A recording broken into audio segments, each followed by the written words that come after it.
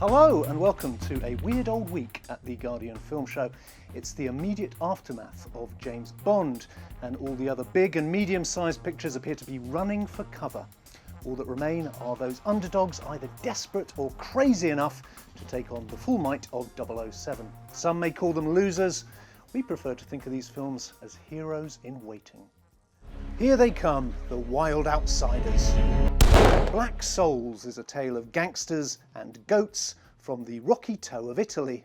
And Rhys Ifans and Charlotte Church come trip-trapping and dingle-delling through the high-flown world of Dylan Thomas's Under Milkwood. But naturally we should begin with the biggest film of the week, Taxi Tehran, in which a dissident filmmaker drives a cab through town with a camera on his dashboard pretty much in real time. Clear the IMAX, here it comes. دزدگیره آقا یه جورایی دزدگیرم هست ظاهرش معلومه خیلی چیز خفن و کار درستی باشه. What becomes of an Iranian filmmaker who has fallen foul of the regime and has been banned from scripting or shooting a picture for 20 years? If you're Jafar Panahi, you set out as a cabbie, picking up fares and literally shooting the breeze. And if a film hops out at the end of the day, well, maybe that's just a natural byproduct. Joined by Catherine Shord and Henry Barnes. Catherine, I guess any filmmaker working in Iran is working around limitations, and yet he's really taken it to the next level, hasn't he? Yeah, I mean, one hesitates to say that this has been a good thing for his career, because obviously it completely hasn't. But the films he's made, Close Circle and This Is Not a Film and this one, have all been absolute blinders. I love this. It's just so incredibly engaging, partly because of its limitation. He's always been very interested in cars and motorbikes and that sort of thing. And I think this makes a great contrast in that way with the Bond film, where you've got this absolute sort of masturbation over the motors, whereas here you've got this, and I think the point is that in this film, presumably in Tehran, the car functions as a sort of public-private space. Yeah. I mean, it's much more like a sort of bus or an Uber share or something like that. Yeah, people getting in, crowding onto the back seat. There's different fares in the same car. It's not a sort of regular cab, like I would know it. But, you know, and that's incredibly bracing and interesting, and I think just sort of highlights the sort of some of the repellent nature of Western cinema and Western transportation. But no, it's just fantastically gripping and wonderful. I didn't mind about some bits being scripted and some bits not. I thought that's all played into it terribly well. It's just an absolutely wonderful film. Hen, do you think it's a political film? Yeah, but he's never hectoring. That's what I really like about his films. I think in his situation it would be really easy to be despairing and to be cynical. Yeah. And to make films that were polemical about how it should be or what the world should be like, but he never tells you that. He just kind of shows it to you, and he does it It's with totally humanistic, totally isn't it? humanistic, and he's funny as well. He's a comedian, and it's a kind of screw you, but it's a very gentle, very subtle screw you. Yeah. And it really works. There's a lot of stuff here, like his niece reading out the filmmaking rules of how to have a distributable film in Iran, and it's about her school project, but it's also obviously about the films that Panahi is making as well. You know, and it's done with a subtlety and a real lightness of touch that's brilliant, and also his. It's a way for him to talk about filmmaking now anyway. It's talking about, like, there's a scene where a guy goes into the back of the cab to buy some pirated DVDs, and he's flicking through all the blockbusters. This guy is the kind of almost like the dealer. He's like the drug dealer. He is. Who's bringing him his Woody Allen films and his Once Upon a Time in Anatolia. Very rare Kurosawa. But there's a great scene where this young guy gets in, and because it's Panahi, he's trying to show off about his taste.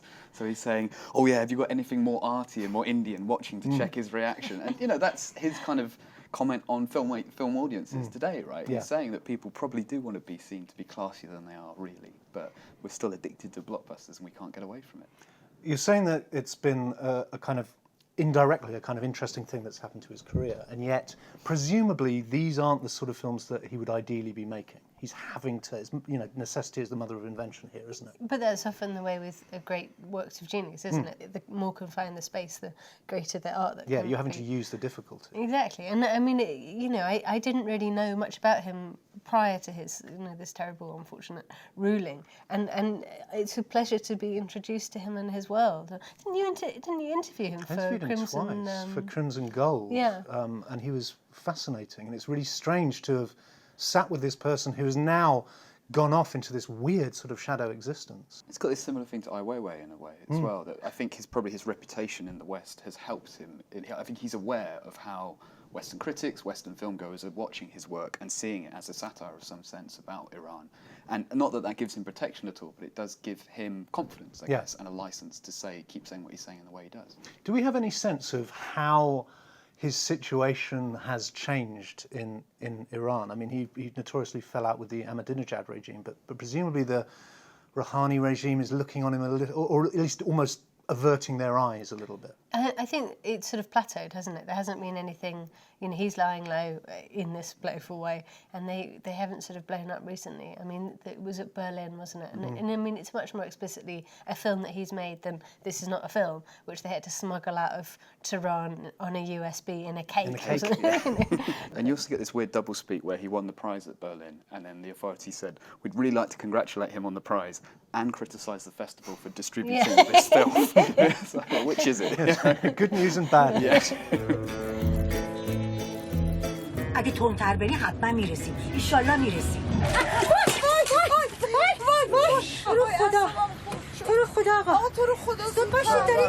Jafar Panahi's Taxi Tehran, and if you see it, do flag it down. Delving still deeper into this week's curious menagerie, we now come to Under Milk Wood, the latest adaptation of Dylan Thomas's soaring, swooping play for voices. And this one comes partially via the medium of Rhys Ifans. To begin at the beginning, it's the dawn of a new day in the Welsh village of Flarageb, beside the slow black, crow-black fishing boat bobbing sea. Half-blind Captain Cat wanders through the streets and rubs shoulders with the residents. Time passes, and then it's night again. Catherine, you can see why filmmakers might be drawn to the amazing sort of richness and language of Dylan Thomas's work here. And yet the fact is that it was intended as a radio play. It was commissioned as a radio play. So it was envisaged as something that you would then map your own images onto. Is that a problem with a film like this? Yeah, I think if you've got audio that's so rich, then any sort of visual as well is sort of is possibly overloading it. Yeah. And this kind of endless visual is really overloading it because it's not sort of cleanly done. I mean, one sort of recoils naturally from the idea of a sort of staged reading of it, but this is way too much. You can feel the influence of Rhys Ifans. I mean, I quite like Rhys Ifans actually. I mean, I would defend Rhys Ifans. He's all right in this, but as a sort of person, I quite like him, and I quite like Dylan Thomas, and I quite like sort of all this kind of stuff. But what happens here is that the way you feel Rhys Ifans is that it's also completely oversexed. It's that everyone, whenever they're saying every line, it's like they're on the point of orgasm, and they're sort of forever, snogging and rubbing off against each other. It's just endless, and so a lot of them are quite repellent. So it's actually rather dismaying and disturbing and cold shower inducing. Sort of watch, and I mean the music. Charlotte Church in there, how does she do? Well, I mean, within the confines, not so bad, but it's a grating addition for me, and the music was problematic. What did you think? I kind of agree with you. I was wanting to like it. I thought it was heartfelt. They loved this text and wanted to kind of do it justice, but I did find the overladen visuals a little bit. It was like just kind of pouring sugar and sprinkles onto something that was already sweet and rich to and then begin humping with. it. And humping it.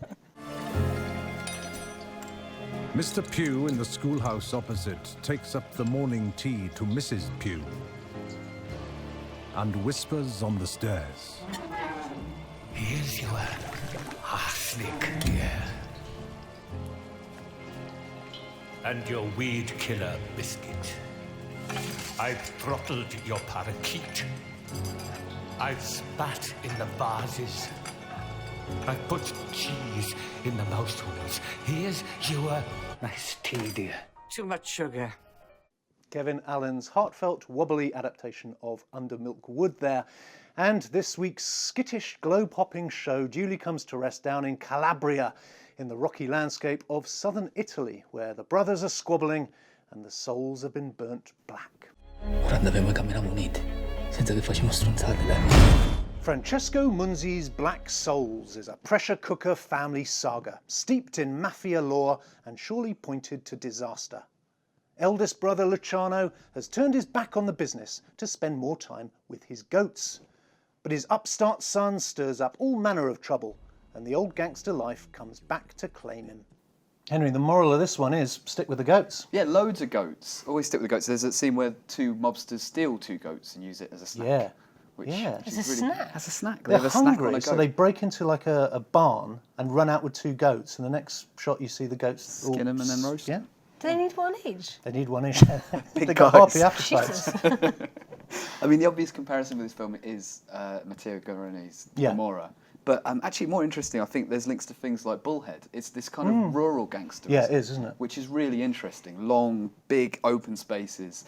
These burly guys climbing into 4x4s and Yeah. going to do their business, but Yeah. driving for a long way to get there and do it. And so the suspense is naturally built up over this time that they're driving. It's really great, this. And it's made of elements that are very familiar. There's this kind of Shakespearean thing. Yes. Tragedy passing down through the generations, revenge, how you can try and turn the other cheek, but it's always going to come back and bite you. And the You know. three brothers who are all kind of different. Yeah. Like the oldest one who's the farmer, the middle one who's the real sharp-suited, city, urbanised gangster, Yeah. and then the slightly more kind of thuggish younger one. The brash younger one. And I mean, there's the obvious thing of the older brothers inevitably going to get pulled back into the next Just When I Thought I Was Out, Yeah. all that kind of Yeah, thing. yeah. But so it does seem kind of stereotyped, but it's done so well, and the performances are great.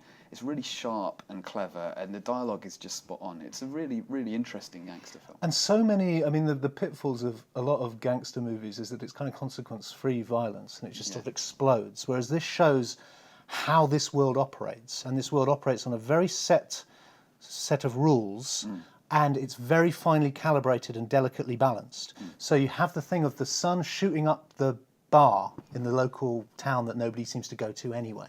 That's just a petty little crime, and yet the repercussions and the ripples of that go right up to Milan. Yeah, there's no room for teenage kicks, basically. Yeah, you can be a vandal, but that's going to lead to horrible, horrible things. And again, that's a very old idea, right? The idea that you have to be seen to enact revenge. You have Yeah. to be seen to do something, Yeah. otherwise someone will come in and start taking the piss even more.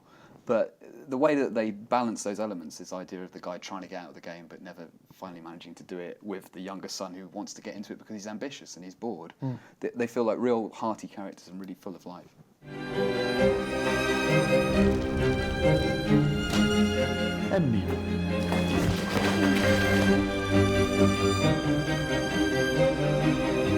Io mi sento diversa, non sono come voi.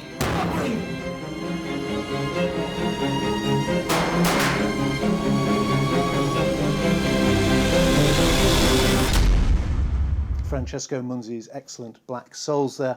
And finally, a word of farewell to our great colleague, Philip French, the Observer film critic for decades, who died earlier this week. Catherine, he was such a magnificent mainstay of this place for so many years that it's almost inconceivable that he's not around anymore. Yeah, absolutely. Because although he retired from that chief film critic job a couple of years ago, he carried on writing for the paper every week. His excellent DVD column, which was really good last. I mean, it's always really good, but last Sunday it was about the lady killers. Which is your favourite film? That was my favourite film. Then. Anyway, not to make it about me, but no, he's wonderful, lovely man, and just incredible sort of inspirational figure, and yeah, very much a part of the soul of the paper. I mean, he was the chief film critic for sort of 35 years, and but he wrote for it for much longer, for 53 years or something like that, an incredible amount of time, and a real, I mean, I embarrassingly sort of feel like I didn't know him very well at all, and I was always very intimidated when I used to go to screenings. He was very amiable, though. He wasn't. He wasn't sort of standoffish. But yeah, you're right. He was just this sort of vast kind of source of. He was like this oracle. I remember once we had to do this video where a bunch of us had to do a little introduction to a genre, and it was like a little 3-minute film about horror or comedy, and we got him in to do crime films. And I remember saying to him, remember, it's like 3 minutes, so just a little, keep it very brief, script it and keep it very brief. and we turned on the camera, and it was like torrential, and it was just, he kind of exploded, and he was going, and I looked at Andy Gallagher, the video producer, and I thought, he's going through every year. He was like, in 1941 there was this, and then 1942, no, this was 1941 as well, and I thought, he's going to just keep going and going, and it was just like unlocking the treasure chest. And unlike someone like Alex Walker, you know, the Evening Standard's film critic, who, you know, when I started out as a critic, you would go there on the Mondays and Tuesdays, you go to these screenings all through the day, and there'd be Philip and Alex, and it was amazing. It was like, you know, stepping into history. It was incredible. And he would always stay right through the end credits. He had to see every single second of the film. I know, his son said he thought it was the height of impertinence not to. And that kind of sense of, it sounds like an insult, but it's really not, an old school film journalist in the sense that he had that wealth of knowledge, but it was also a job where he had the time, in a sense, to expand that knowledge, to learn, to pick up things, and have all that wealth of experience and cross-reference and talk, and exactly the kind of film journalism you want. And unfortunately, the kind of film journalism that the internet and the time schedules we set ourselves often doesn't allow. So you would go into these screening rooms just very aware of the presence of the guy and of the reputation of him as well, and also feel like he was of another world, and you're probably not going to see work like that again. The great Philip French. My thanks to Catherine and to Henry. We're back next week. The State Department is pulling an agent that specializes in cartel activity. You'll be part of the team. What's our objective? To dramatically overreact.